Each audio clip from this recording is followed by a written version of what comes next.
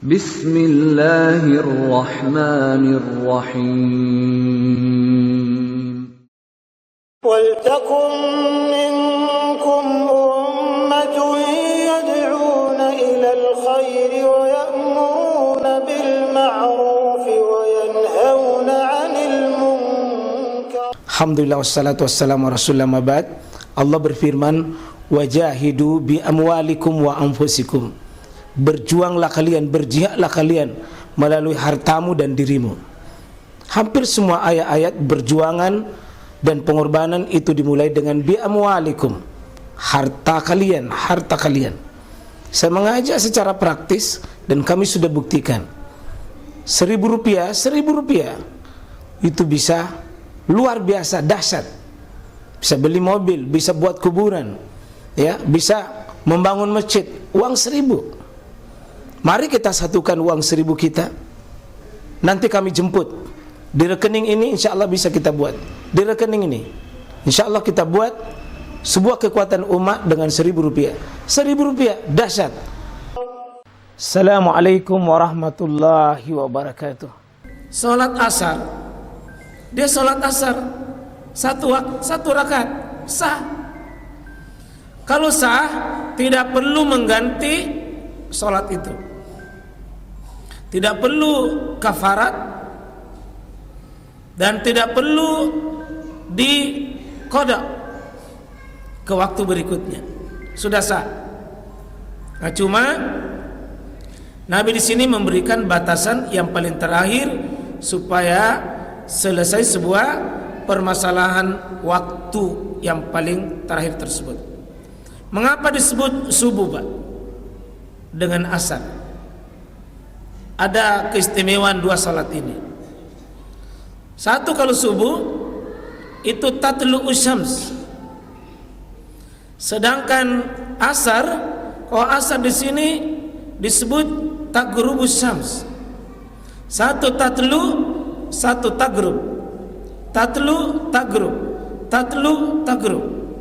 Mana tatlu? Terbit. Subuh itu habis terbit.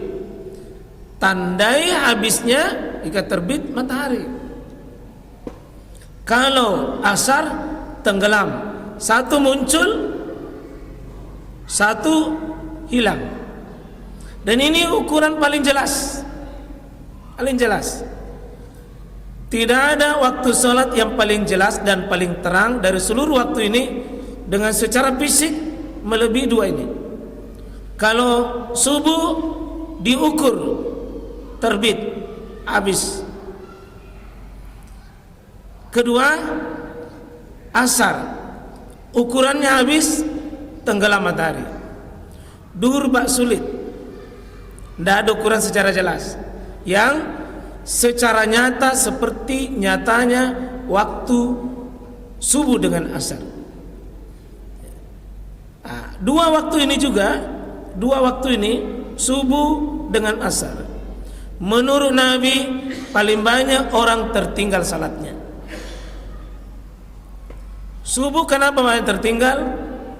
Sibuk tidur, sibuk istirahat. Kenapa asar banyak? Karena banyak sibuk dengan dunia dan bekerja. Dan paling mudah diukur kehilangan waktunya itu dengan terbitnya hari dan hilangnya hari. Ini mewakili 5 waktu salat. Ini mewakili 5 waktu salat. Nabi memberikan penegasan cuma 2, tidak ada yang lain. Maka ini yang diambil oleh hukum oleh ulama. Kalau subuh seperti itu, asar seperti itu, maka mewakili. Duhur juga dihukumi jika masih sempat 1 rakaat baru hilang waktu duhur, maka tetap sah. Siapa yang mendapati sebagian waktu dari waktu salat itu, masih mendapati sebagian waktu, maka masih waktunya. Masih waktunya.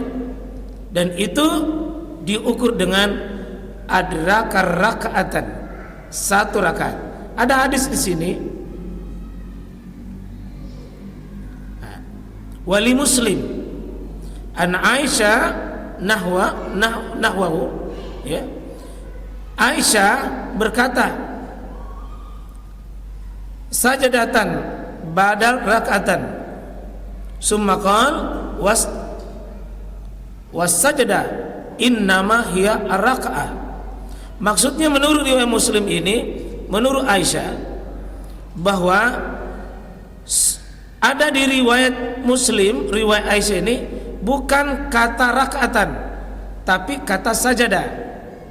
Artinya siapa yang mendapati sujudnya satu kali sujud di waktu asar, kalau dia dapati sujud maka dihitung sah. Saya ulangi, kata sujud di sini, kata sujud ganti dari kata rakaat.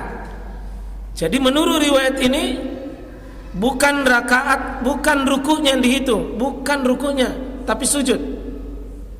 Tapi ini bisa jadi, kata para ulama, ini bahasanya perawi,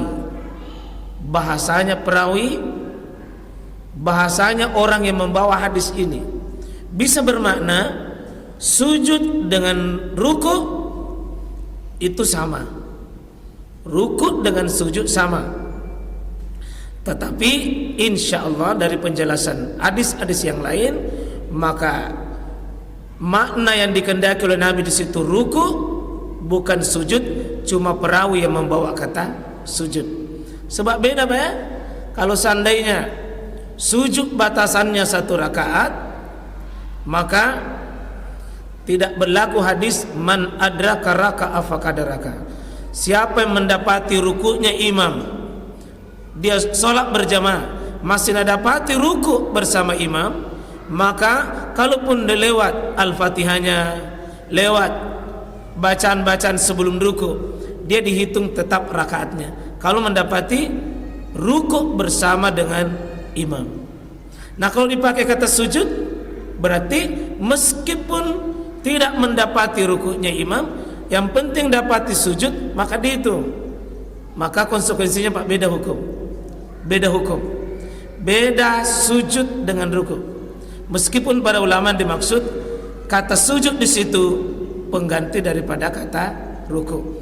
Riwayat yang terkuat insya Allah, meskipun ini riwayat Muslim, kita pakai batasan ruku.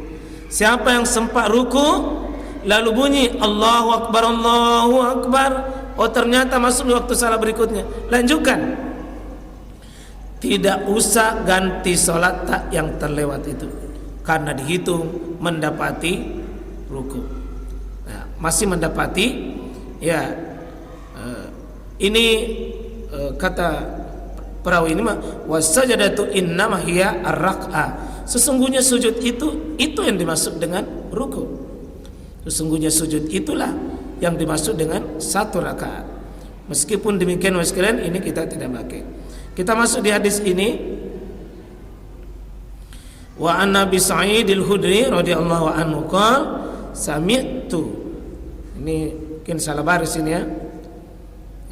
Mungkin nanti minta tolong diganti. Sami'tu Rasulullah sallallahu alaihi wasallam. Jadi tidak ada hadis sami'ta. Sami'tu Rasulullah sallallahu alaihi wasallam yaqul, saya mendengar Nabi sallallahu alaihi wasallam mengatakan, la salata, tidak ada salat ba'da subhi, tidak ada salat sesudah subuh, hatta tatlu asy-syams, sampai matahari itu ya terbit, wala salata, dan tidak ada salat ba'dal asri, sesudah salat asar, hatta taghibas syams, sampai tenggelam matahari. Muttafaqun alaih, diriwayatkan oleh Bukhari dan Muslim, disepakati atasnya. Walafzul Muslim, dan ini lafaznya Muslim, la salata ba'da salatil fajri. Kalau riwayat Muslim bunyinya la salata ba'da salatil fajri, tidak ada salat sesudah salat fajar. Jadi fajar itu sama dengan subuh, Pak. Ini semakin memperjelas. Nama lain fajar itu subuh, nama lain subuh itu fajar. Jadi kalau ada salat sunnah subuh, salat sunnah fajar itu. Kalau ada salat sunnah fajar, itu salat sunnah subuh. Tidak ada salah khusus berkaitan dengan subuh selain fajar. Fajar itu subuh, subuh itu fajar. Nah, hukum la salata ba'da subhi, tidak ada sama sekali solat sesudah subuh sampainya terbit matahari.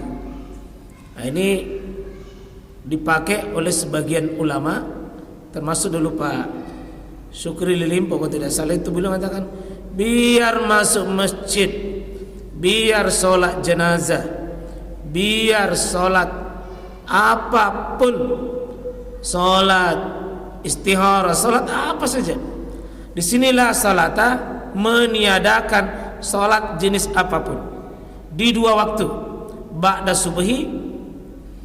subuhi sesudah subuh sampai matahari terbit, dia tiadakan sholat. Wala sholata ba'dal asri, tidak ada sholat jenis apapun hatta taghibas syam, sampai matahari tenggelam. Hadisnya sahih. Jadi sahih cuma maknanya belum tentu sahih ya. Orang berpendapat itu Pak, mungkin hadisnya hadis sahih. Ada saya lihat biasa itu kalau dia masuk masjid, sudah salat asar, sudah salat subuh, langsung duduk. Dia pakai hadis ini kemungkinan, atau kutume mantongi, kemungkinan dia pakai hadis ini.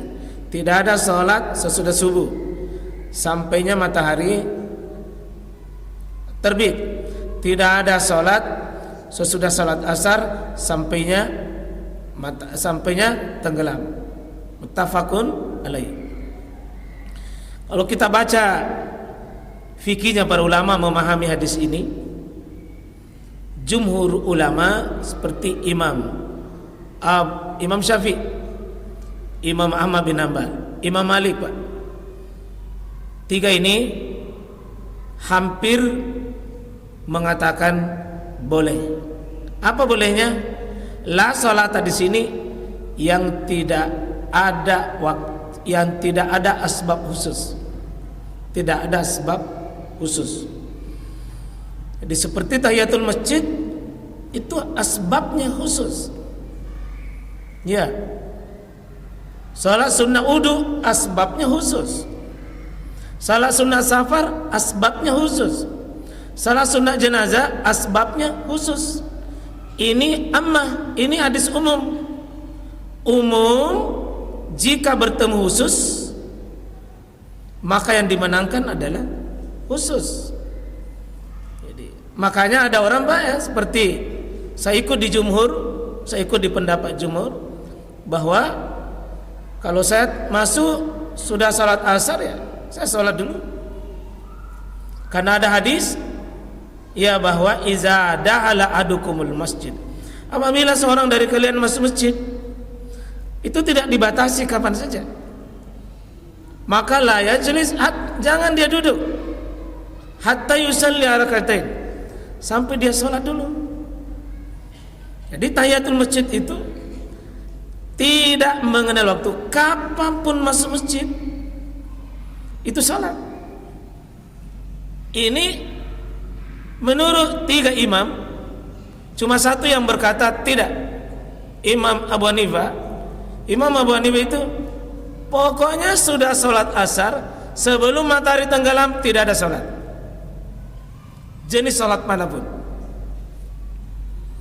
termasuk sholat jenazah.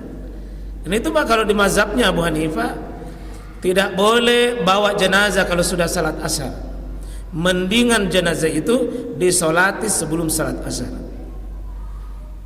Mendingan disolati sebelum asar. Tidak boleh kalau sesudah salat asar, karena pakai kaidah hadis ini. La salata, la di sini adalah lam nafi, meniadakan semua. Dengan syarat penting ba'da subuh sampai terbit. Jadi kalau belum terbit, salat apapun ditiadakan Abu Hanifah. Sebagian Imam Malik juga begitu. Sebagian Imam Malik sebagian Imam Malik. Tapi sebagian Imam Malik lebih cenderung ke pendapat jumhur Imam Syafi'i, Imam Ahmad bin Hanbal. Tidak, dia tetap sholat meskipun dua waktu terlarang ini.